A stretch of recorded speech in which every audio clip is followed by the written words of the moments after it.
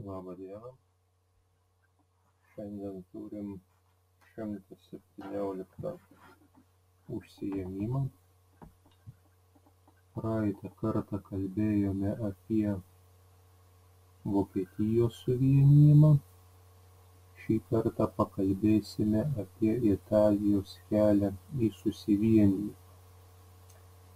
Pirmiausiai apie politinį Apeninų pusiasalio žemėlapį. Taigi pirmoje XIX amžiaus pusėje Italijos politiniu požiūriu nebuvo. Apeninų pusiasalis buvo suskaidytas į keletą valstybių. Pietuose Burbonų valdoma Neapolio ir Sicilijos karalystė. Centre popiežiaus valstybė su sostine Roma. Šiaurėje esančią Toskanos hercogystę su sostine Florencija supo Modenos ir Parmos hercogystės.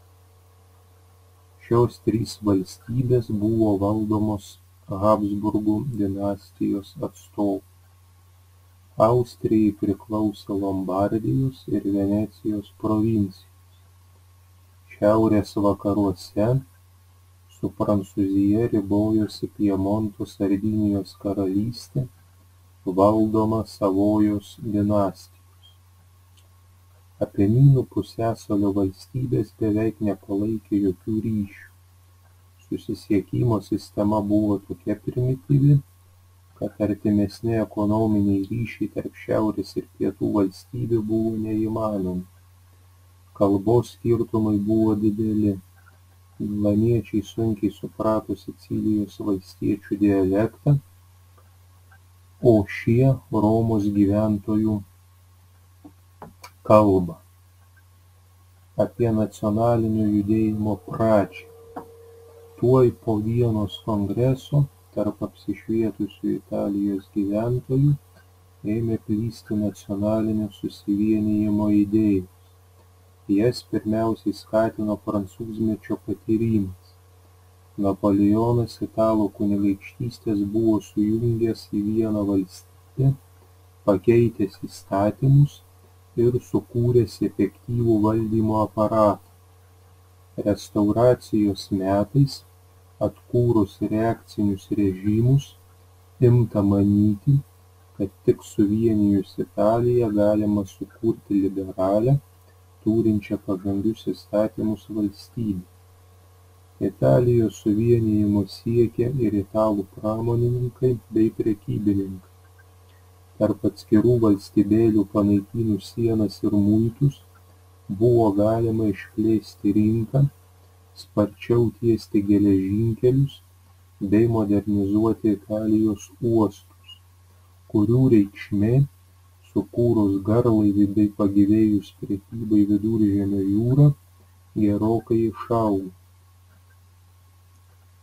Nacionalinę vienybę skatino ir neapykanta Austrijai. Jos kariuomenė, remdama reakcinius režimus, šeimininkavo visame pusiasalyje. Habsburgai be gailesčio susidorodavo su tautinių idėjų šalininkais, persekiojo tuos, kuriuos įtarė neklusnumu režimui. Todėl tūkstančiams italų išvyti austrus tapo šventa nacionalinė pareiga. Apie Madzinį ir kabutėse jaunąją Italiją. Po Vienos kongreso beveik 20 metų svarbiausia pasipriešinimo austrams jėga buvo slaptos karbonarų, tai yra medžio anglies degintojų organizacijos. Karbonarai siekė išvyti austrus iš Italijos ir labai aktyviai veikė prasidėjus 1820, 1821 metų ir 1831 metų revoliucijų. Revoliucijų ir sukilimų pralaimėjimas parodė silpnąsias karbonarų organizacijų savybes. Šios organizacijos neapėmė visos Italijos, buvo prastai organizuotos ir greitai suirdo. 1831 metais iš Genujos kilęs Giuseppe Mazzinis įkūrė naują organizaciją, turėjusią nekartoti Karbonarų klaidų. Ši organizacija, pavadinta kabutėse Jaunoji Italija, buvo jau ne atskirų vietovių, o bendra nacionalinė revoliucionierių sąjunga. Vadovaujama Mazzinio, ji turėjo pakelti į kovą visus Italijos žmones, išvijus austrus sukurti laisvą, nepriklausomą Italijos respubliką. Be Karbonarų ir Mazzinio šalininkų, Italijoje buvo gana stipri politinė srovė, kuri tikėjosi suvienyti šalį vadovaujama popiežiaus. Viltys vadovaujant popiežiui suvienyti Italiją žlugo 1848 metais prasidėjus revoliucijai. Nors popiežius Pijus IX ir pasiuntė savo kariuomenę į šiaurę atremti įsiveržusių austrų, bet 1848 m. balandžio 29 d. netikėtai pareiškė, jog jis nekovos su Austrija. Taip popiežius prarado liberalų paramą, o pačioje Romoje prasidėjo neramumai ir lapkričio mėnesį Pijus IX buvo priverstas bėgti. 1849 metais vasario mėnesį Roma buvo paskelbta respublika, o jai vadovauti pakviestas Mazzinis. Popiežiaus išvijimas sukėlė katalikiškų šalių nepasitenkinimą. Į Italiją karinę ekspediciją pasiuntė Prancūzija. 1849 m. balandžio mėnesį 10 000 prancūzų kariuomenė išsilaipino Italijoje. Iš pradžių ji mėgino derėtis su sukilėliais, bet deryboms žlugus pradėjo karo veiksmus. Nuo balandžio iki birželio mėnesio Garibaldžio surinktiems savanoriams pavyko atmušti Romą puolančius prancūzus. Padėčiai tapus beviltiška,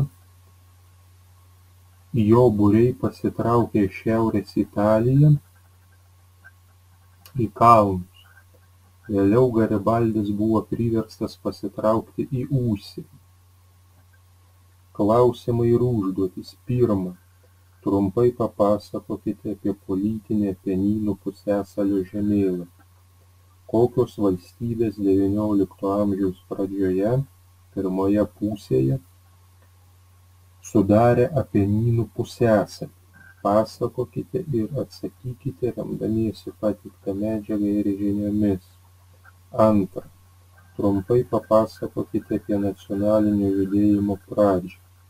Kokios priežastys lėmė nacionalinio judėjimo pradžią Italijoje? Pasakokite ir atsakykite remdamiesi pateiktą medžiagą ir žiniomis. Trečia, trumpai papasakokite apie Mazzinį ir kabutėse jaunąją Italiją. Kuo skyrėsi Mazzinio kabutėse jaunosios Italijos organizacijos veikla nuo Karbonarų judėjimo? Kodėl popiežiui Pijui IX nepavyko suvienyti Italijos?